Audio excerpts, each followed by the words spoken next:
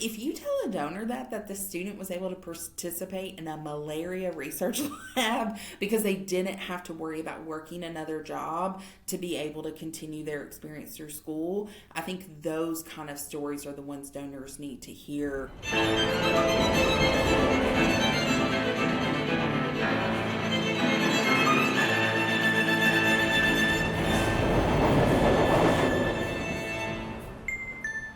Hello and welcome to Scholarship Station, your platform to explore the scholarship field. I'm your host, Erika Orsulak from Students First Consulting. Today I'm talking to Kelly Pietkiewicz, or Kelly P as I like to think of her. Kelly is the Scholarship Senior Manager at the Community Foundation Middle Tennessee. Her team recently conducted original research into emergency funds among scholarship providing organizations.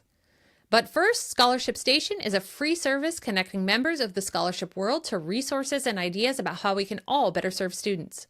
If you have a topic or a particular issue you'd like to hear discussed, let us know in the comments below.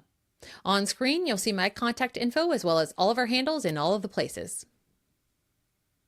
Kelly P., I am so glad to have you here today. And why don't we kick it off? Why don't you tell us a little bit about your organization, about you, and then we'll dive deep into emergency funds. Yeah, thanks for having me. I'm the Scholarship Senior Manager at the Community Foundation of Middle Tennessee. We currently serve 40 counties throughout Middle Tennessee. And so with my work with scholarships, I get to work with donors on setting up scholarships that will benefit those students that live throughout Middle Tennessee or who are attending college here in Middle Tennessee. I came into this work as back in the day, I was a little baby admissions counselor for 2 different colleges, learned all the ins and outs of applying to college, the financial aid process, and then I became a high school college counselor, so working with students through that process. Kelly, tell us a little bit about why the Community Foundation decided to learn more about emergency funds. You and I, we've talked a lot about emergency funds. We know there's a great need among students, but really curious about why you chose to take on a research project like this, and then we'll talk about what you learned. Yeah, I think there are a couple reasons why we started this. I mean, initially, I think it kind of comes from me getting calls and emails all the time from students in need. Students call and say, I've got this bill I wasn't expecting at school, or I've had this incident happen, or I need new glasses, I need a new laptop. And we don't have any kind of structure fund set up here to benefit those types of students. We have a general application that's open December 1st to February 1st. And if you don't apply in that time frame, we can't consider you for a scholarship. So my manager and I were kind of talking about it. It kept coming up from student questions. It was an interest of our CEO to kind of look at emergency funding. But I think also my manager was really insightful at saying, listen, if we're going to do this, we need to do it well. We need to look at what is the structure needed to execute emergency funds. How much staffing do we need? What other departments are we going to have to pull into this? And if we're going to do this and do it well, we've got to meet the needs of the students. So what does that look like? That's great to hear. And I know you learned such a good deal. Talk to me a little bit about how the results broke out among different types of scholarship providing organizations. Yeah, so it was interesting to me. Well, I guess maybe it wasn't super surprising. About 55% were community foundations. It seems like community foundations are definitely taking the lead in this work. And then it broke out exactly evenly. 22% are colleges, 22% are nonprofits. And you and I, we've talked a lot about students' needs, about opportunities for emergency funds, perhaps even going further than that for students. I have certainly, in our team, we've played a big role in helping to create them and administer them for multiple organizations. From your take, what you learned from all of the providers who responded to the survey and just what you've been picking up on this learning journey, what advice do you have for scholarship providers that do want to support students in this way or similar ways? It was interesting to see how similar so much of what they did it existed, the multi-cycle, making sure students can apply multiple times throughout the year. The average award, around 55% of respondents award about a $500 max. So it was nice to see that everybody was kind of at the same level with how much they were giving out. and just that there was a full umbrella of what they were supporting. It wasn't just that unmet financial need, but it was also those personal expenses that come up, childcare, a flat tire, those kind of things. And people think a flat tire, well, that flat tire could be the only way that student gets to school and that car, and they need to get that fixed so that they can't go to school. So I thought a lot of that was interesting. One of the things that I thought was missing from the research, and I think we could have asked more questions about this, and maybe that's something we do in the future, but how do you have these conversations with donors about supporting emergency funding? So I think that was a part that was missing that I would love to dive into in the future. That's really interesting, Kelly, because I wanted to bring up the response to emergency funds among donors. I know when I've had the experience creating and inviting donors to invest in emergency funds, whether it's direct or as a consultant via SFC, we have seen donors respond very favorably to emergency funds. I suspect it's because they are pretty easy to understand, and the impact on students is really straightforward. And so just wondering if anyone said things similarly or even differently in what you learned, or maybe that's the next stage of our research.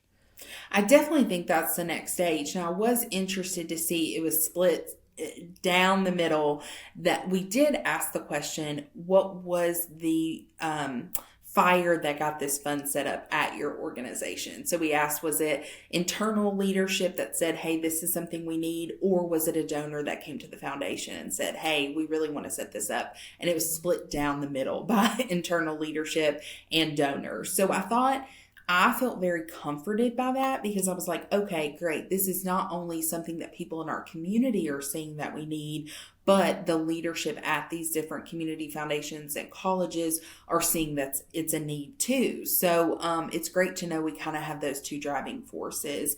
I think, to your point, the stories that you have to tell donors are so critical. I wanted to include this because one of our former recipients said this specifically about just her scholarship she received from us. But she said, instead of worrying about tuition, I could join a malaria research lab, explore different fields, and finally find my path in electrical engineering. I don't think I would have had the confidence to do that without the scholarship, because I would have been stressed about how ends are going to meet. And so I thought, if you tell a donor that the student was able to participate in a malaria research lab because they didn't have to worry about working another job to be able to continue their experience through school, I think those kind of stories are the ones donors need to hear to know how effective this is. I couldn't agree more. And wow, that gave me goosebumps. And I think it would give anyone, including donors, Yes. Goosebumps too. So 100% agree with you. Since 1980, the cost of college has had a 180% increase in prices. And I think that's a really powerful statistic to give donors. That is from the National Center for Education Statistics. And then another one is, research shows every additional $1,000, just $1,000, in grant aid can increase persistence and graduation rates by 1.5 to 2%. So just that little $1,000 can make a huge difference. And I think sometimes donors don't realize, like, just this amount can make that difference. They think they have to write a big $10,000 check, $20,000 check. If your ward is giving out $1,000, it can make a huge difference for a student. Thank you for joining us at Scholarship Station. If you find this episode useful, inspiring, helpful, or motivational, please subscribe, like, and maybe even leave us a review. We love having you with us. I'm just recalling back to when I was working with an organization making some emergency grants during COVID. And to an earlier point of yours, even though we told students that they could request up to $1,000. On average, the awards were less than 700. Yeah. I think that goes back to their needs are so modest, but you said it, even those modest needs could have an outsized impact on their ability to persist and graduate. Hmm. I will never forget a story. Someone told me who works in this field similarly with students. They had a student drop out one semester because they got a parking ticket and they didn't know how they were going to pay that parking ticket. And instead of reaching out to someone, and it, for many people, I think that parking ticket was like $50. For many people, we would have just paid the $50, not worried about it, and go on. Myself, I've had many a parking tickets in my life, or speeding tickets. You pay it and you move on.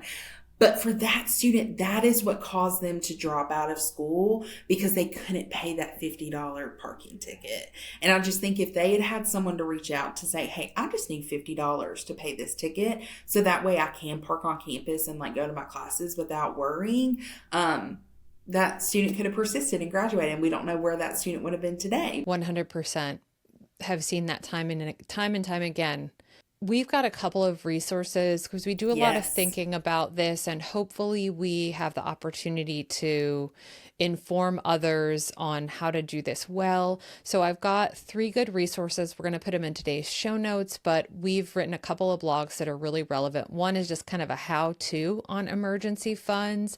A second is thinking about kind of a specific slice of emergency funds. What do you do for students at the start of their academic terms or years? Are there small grants that would help them get off to the right start? And then lastly, I have this idea that's one of my pet ideas about, couldn't we make it so easy as a hotline to be able to support those emergent needs that students have and just really remove a ton of barriers? So Yes. I'll put the links to everything in the show notes, so those are there. But I was just going to say, I think another really like great thing that you just hit on a little bit there is, and you and I have talked about this too, like mission alignment. Like, are you actually the one that should be doing this work? And so you talking about like having that relationship with students and removing barriers, we have even thought about, okay, we've done all this research, but are we really the ones that a student, and I do have a lot of students reach out with phone calls and different things asking for money, but we have so many great college access organizations here in Middle Tennessee. And is it even, we have the fund here at the foundation and those people on the ground that are working in the college access programs that know these students, the students will reach out to them. They've already done the research and know what the student's financial aid background is. Is there a way for them to just submit a request for us to help that student through that fund? So I think there's a lot of work to be done too, in saying, and checking our egos at the door and saying, like, are we the ones that are the best to execute this? And sometimes we are, but is that having a conversation with a lot of the college access groups in your community, different nonprofits, colleges, and saying, hey, this is something we wanting to do, but is this the best way to do it? And get that feedback from different voices too, to make sure not only you're still in alignment with your mission, but you're truly serving the community in the best way you can. absolutely, complete agreement on that one. Kelly, before I let you go, I've got one more thing to ask you about. You shared a story about your dad. Would you Yes. tell our audience about that?